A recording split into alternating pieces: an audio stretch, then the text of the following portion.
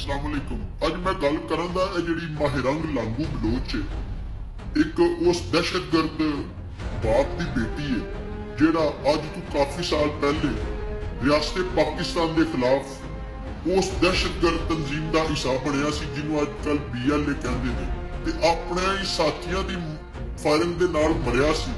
ते उहदा मलबा भी इस तरह ही रियासती इदारियां दे उत्ते सट्टिया गया सी, जिस तरह मिसिंग पर्सन का ड्रामा बना के रियासती इदारियां नूं बदनाम किया जाता है। ते जदों रियासती इदारे ईरान या बलोचिस्तान या पहाड़ियां ते कार्रवाई करते हैं, ते ओह माहिरंग लांगू बलोच के जिहड़े मिसिंग पर्सन भरा ने वो उत्थों दस्तयाब होते हैं।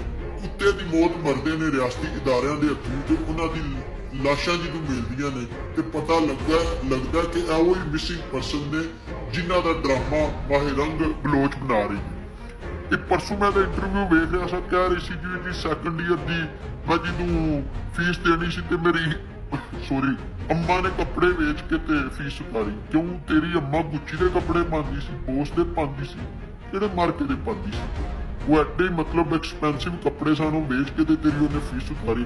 बिल्कुल बकवास करती है भाई।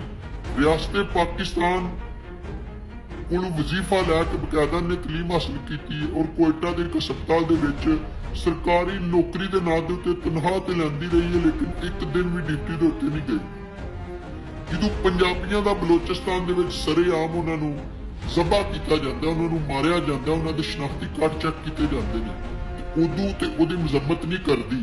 तो जो मिसिंग पर्सन जेडे रियासती इदारे या मासूम लोगों के कतल के मुलवस होंगे ने, जिन्होंने इंडिया और राह की और अफगानिस्तान की मदद के जरिए इस टाइम रियासत पाकिस्तान के खिलाफ बगावत करने की कोशिश करते हैं, वो जो कुत्ते की मौत मरते हैं, तो उदों यह माहिरंग बलोच कोयटा या बलोचिस्तान के झूठा ड्रामा रचा के धरना दे के बह जाती है।